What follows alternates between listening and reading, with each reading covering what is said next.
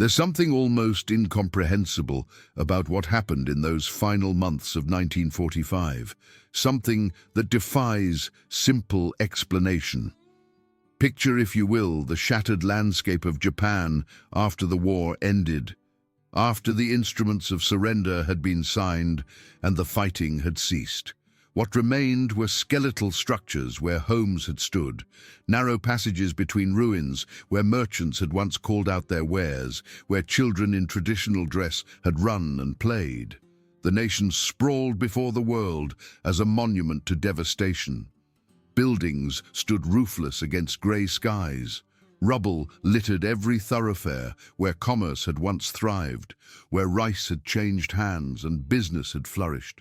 Among these broken stones wandered survivors whose faces told stories of deprivation, their eyes searching desperately for anything edible, any scrap that might quiet the gnawing emptiness in their bellies. Picture a woman, her cheeks hollow from starvation, holding her baby close to her chest.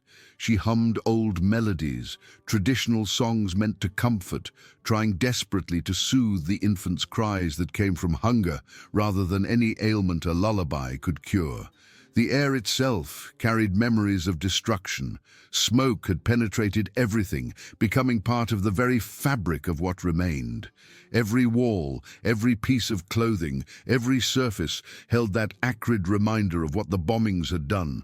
Now layer onto this image of desolation something unexpected, something that seemed to come from another world entirely. The sound of metal striking metal, the hiss and pop of oil heating in large pans, fragrances wafting through air that had known only the smell of ash and despair. American military kitchens had arrived in the devastated cities. Yokohama, Osaka, Fukuoka, places that had been reduced to fragments of their former selves, now saw these mobile cooking stations rolling through their streets. Soldiers wearing olive uniforms, men who days earlier had been combatants carrying weapons designed to kill, now stood over portable cooking equipment. They worked carefully, turning pieces of chicken in hot fat, preparing food with the same attention they had once given to their military duties. The chicken fried in those pans represented something entirely foreign to Japanese tastes and experience. Its aroma, heavy and rich, almost overwhelming in its intensity, spread outward from the cooking stations. It drifted past barriers of barbed wire, floated down alleyways where children hid in shadows, reached into spaces where families huddled together in their ruined homes. This contradiction formed the heart of an almost unbearable paradox. The identical individuals who had operated the aircraft that released incendiary bombs, who had participated in the destruction of entire neighborhoods, these same people now extended warmth and sustenance to those who had survived. Nobody missed the irony of the situation. For the Japanese civilians, the experience carried an almost ghostly quality. How could the same hands that had guided instruments of annihilation now offer gestures of compassion? The soldiers themselves found the transformation disorienting. Some admitted in letters sent home that preparing meals for civilians felt more surreal than actual combat had. Yet the facts were undeniable. America's military apparatus had pivoted from delivering explosives to distributing nourishment. One corporal serving in the occupation forces documented his thoughts in a personal diary entry dated September 3rd. He wrote that he never imagined a day would come when their most effective tool would be cooking equipment rather than armaments. He observed that the local population no longer regarded them with hatred. Instead, he detected something different in their gazes, something he tentatively identified as hope. His words captured a bizarre historical moment that somehow escaped the broader historical narrative. In that particular moment, an unusual quiet settled over these scenes. The only sounds came from oil bubbling in pans and the cautious footsteps of civilians who inched closer despite their fear. Men and women who had lost everything to warfare found themselves caught between terror and temptation. What did it signify to accept nourishment from those who had been instruments of death mere days before. The psychological shock of this reversal marks the true beginning of this account. The calendar showed 1945, and Japan faced starvation on a scale difficult to comprehend. The official surrender ceremony aboard the Missouri had taken place on September 2nd, bringing formal hostilities to a close, but the cessation of fighting did nothing to address the suffering of millions. In Tokyo and Nagoya, once vast urban centers, now transformed into wastelands of ash and debris, civilians picked through wreckage, searching for anything edible. They looked for burned rice grains, for anything at all that might be consumed.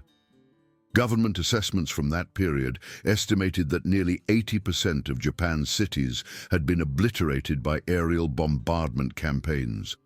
The rice harvest had failed catastrophically. Maritime shipping routes had been severed. Famine loomed as an existential threat to a population of 72 million people. The prevailing expectation held that defeated Japan would face punishment, humiliation, and abandonment. The nation would be left to struggle beneath the crushing weight of its own militaristic choices. For years, government propaganda had characterized Americans as demonic entities who would show zero mercy. Mothers whispered warnings to their children that falling into enemy hands meant certain death. Some families had even contemplated suicide rather than face capture by American forces. This psychological landscape, shaped by years of wartime messaging, formed the backdrop when American supply trucks first rumbled through devastated streets. But these vehicles carried not ammunition or additional instruments of war. They carried flour, preserved foods, and poultry. In what remained of Osaka, a widow who gave her name as Haruko later described her expectations of how Americans would treat her. She anticipated contempt and mockery. Instead, she witnessed them unloading sacks filled with cornmeal and other provisions. She wrote in correspondence that survived the decades that followed, expressing her belief that the occupiers would laugh at Japanese hunger. But they cooked instead. When the smell reached her position, she experienced complete confusion about whether she should flee or collapse in gratitude. Her testimony echoes the disbelief that millions experienced during those days. What made these scenes even more remarkable was their setting and context. Field kitchens had been engineered to feed American troops during mobile operations, not to provide for defeated civilian populations. Yet the military improvised, converting these units into relief distribution points. The logistical challenges were enormous. By October, American forces were supplying rations to more than 4 million Japanese civilians. Each portion had been calculated precisely in terms of caloric content. Fried chicken was not the most efficient choice from a purely practical standpoint. Yet it carried symbolic weight. It represented abundance from a nation whose agricultural output exceeded anything Japan could produce, even in peacetime. The visual impact was unforgettable. Civilians formed lines, uncertain whether proper etiquette demanded bowing, weeping, or simply standing in stunned silence. Children peered out from behind their mothers' traditional garments, their eyes enormous in their emaciated faces, their bellies visibly shrunken from prolonged malnutrition. The soldiers serving them, some barely older than the children they fed, wielded ladles and tongs instead of rifles. Many of these same individuals had fought against Japanese forces just weeks earlier on islands whose names had become synonymous with brutal combat. Iwo Jima, Okinawa, places where American and Japanese soldiers had killed each other with terrible efficiency. Now their uniforms carried not the smell of gunpowder, but the scent of cooking oil.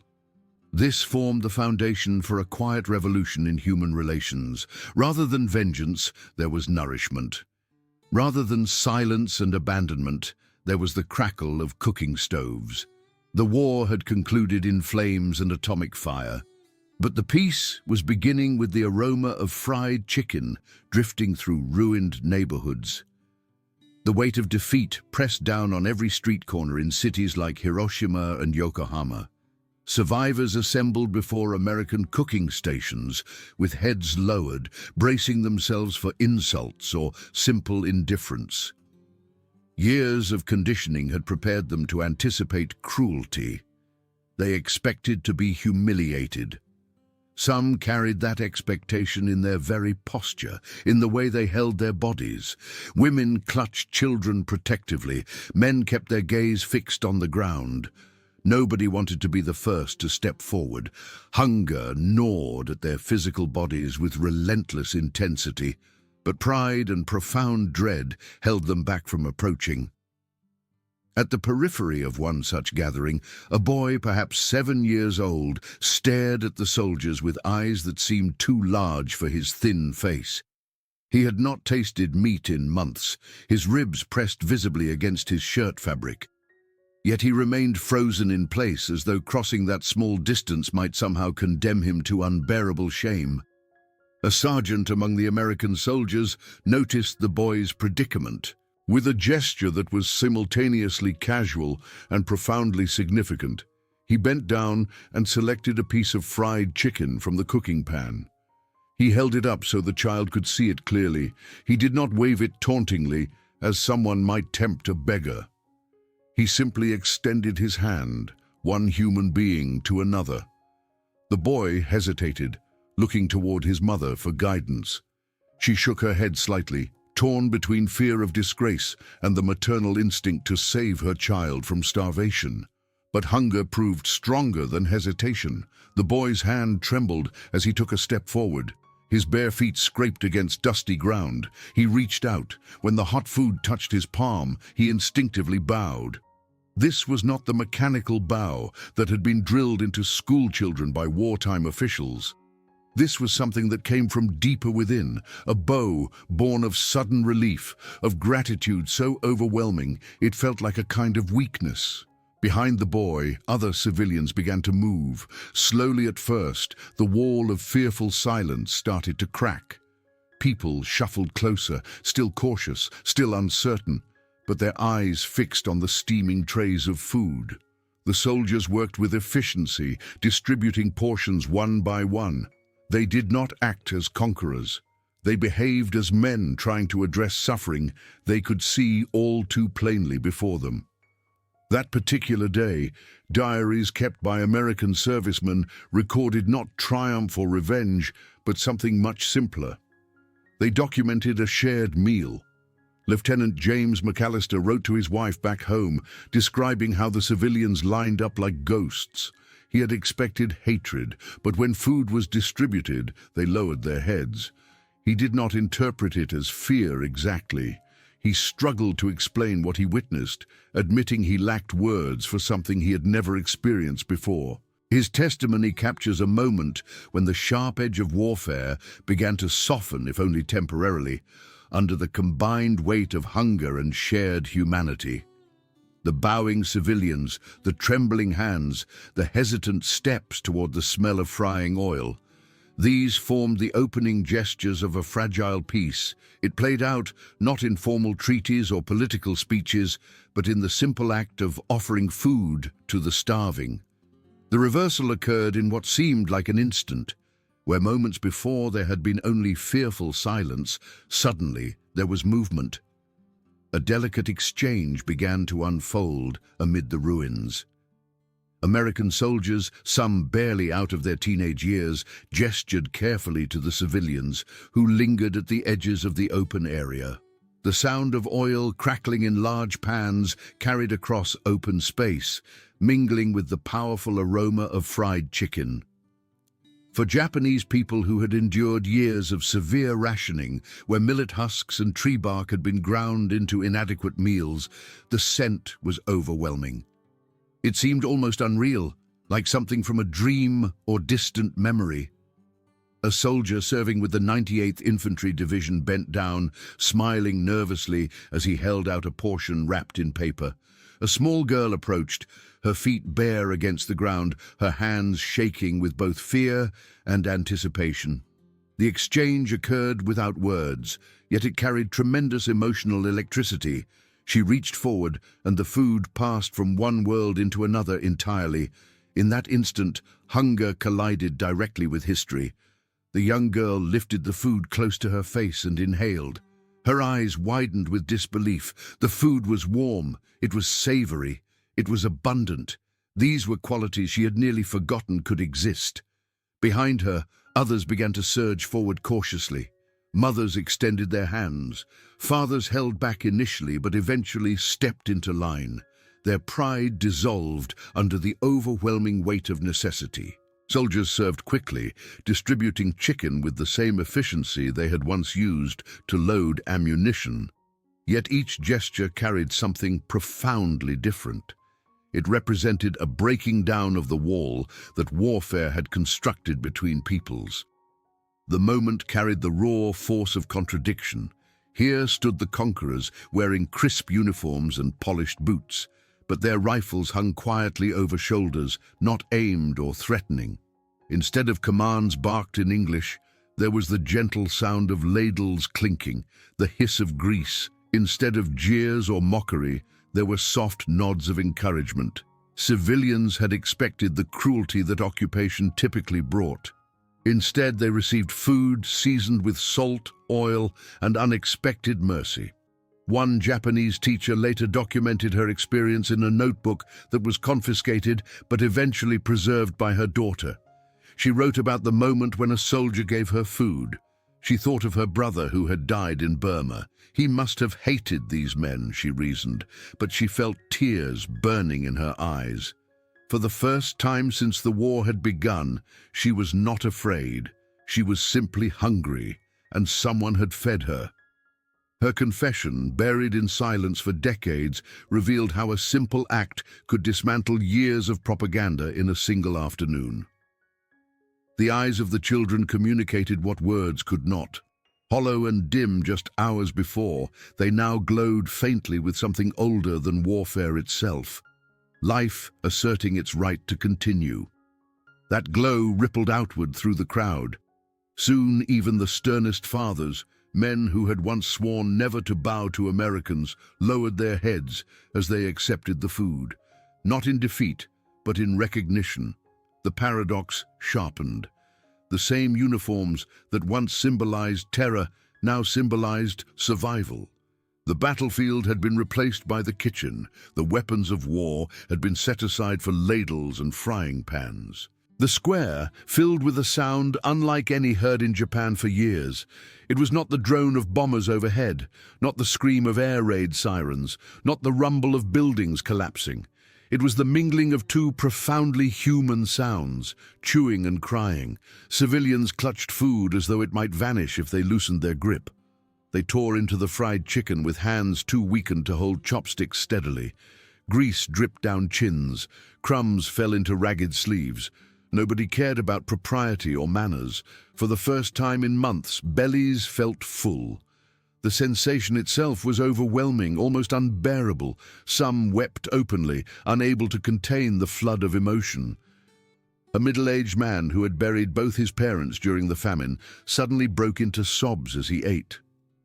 Beside him, a teenage boy, barely skin and bone, gnawed every shred of meat from the bone, until absolutely nothing remained. Then he licked his fingers as though trying to make the meal last longer, to extend the experience. Women covered their mouths as tears slid down their cheeks, not from shame, but from the release of despair that had been building for years. The soldiers, hardened by years of combat experience, looked on in silence. Many had fought on Okinawa. They had witnessed Japanese soldiers fight to the death rather than surrender. Now they watched civilians collapse to their knees, not out of forced obedience, but out of sheer relief at having food in their stomachs. A sergeant scribbled in his personal journal that he had thought victory meant winning battles, but that night he saw it meant something entirely different. Seeing a child laugh with his mouth full, that was victory too. Amid the sobs and chewing, gossip began to ripple through the crowd. Neighbors whispered to each other about the taste, so rich, so salty, so soft. A young woman murmured to her friend that she had never tasted anything like it, not even before the war when Japan had known prosperity. An old man, remembering cafes in Tokyo before the war, muttered that the Americans must have endless supplies to cook like this. The word spread quickly through the gathering. Yoshoku, Western food. It had arrived not as luxury for the wealthy, but as salvation for the starving. The contrast was searing in its intensity. A month earlier, many of these same people had hidden in basements and shelters, clutching their children tightly while American aircraft dropped incendiary bombs overhead. Now those same Americans handed them steaming food wrapped in paper. It created an emotional whiplash that nobody could fully process in the moment. Yet hunger forced acceptance, and acceptance began to soften fear. For one night at least, the sound of chewing and crying became the soundtrack of peace, however fragile and temporary it might prove to be. The shock came not only from the food itself, but from the complete reversal of expectation. For years, Japanese civilians had been told that Americans would spit on them, enslave them, or simply allow them to die. When surrender came, many braced themselves for scorn and cruelty. Women prepared themselves to endure humiliation. Men rehearsed ways to bow so low that shame might at least appease their conquerors and protect their families from worse treatment. Yet, when the field kitchens opened and began distributing food, those fears dissolved into confusion. Instead of scorn, there came sustenance. Instead of punishment, there came portions of chicken hot enough to sting fingertips. One elderly shopkeeper in Yokohama later described the moment with disbelief that never faded even decades later. He had prepared himself to be struck, perhaps beaten, but the soldier looked at him and smiled as he handed over food. The shopkeeper had not seen such a smile in years.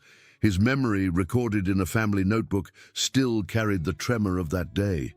To receive food was shocking enough. To receive it with warmth and kindness was almost unbearable.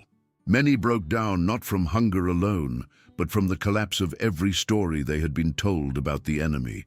The Americans, too, felt the strangeness of the situation.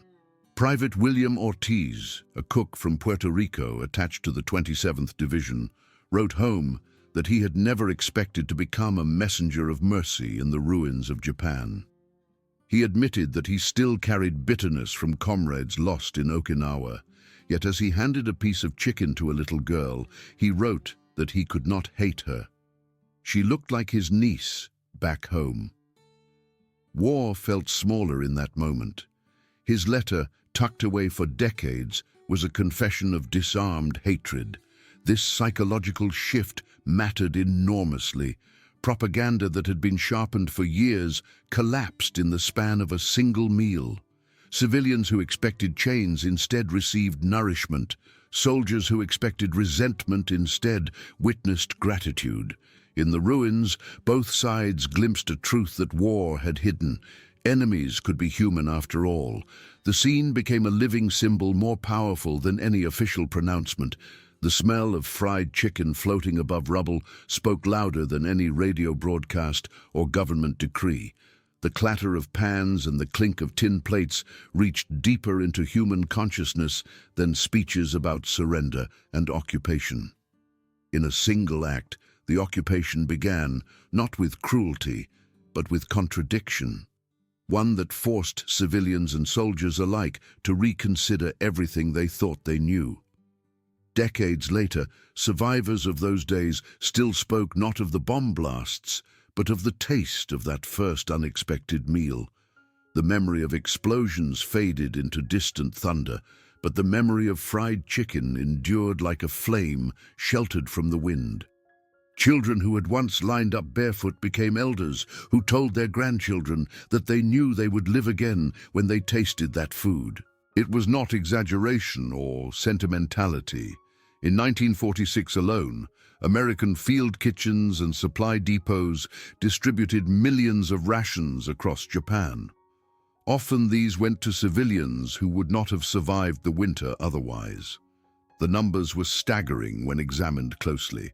More than 3.5 million tons of food imports poured into Japan between 1945 and 1948 under American supervision. Yet, among all those statistics and impressive figures, it was the small human exchanges that endured in memory. One former Japanese soldier, repatriated from China after the war, recalled returning to his ruined hometown and finding his younger sister clutching a bone with scraps of American chicken still on it. He confessed years later that he had fought for years with a rifle in his hands. But what saved his family was a kitchen operated by the enemy.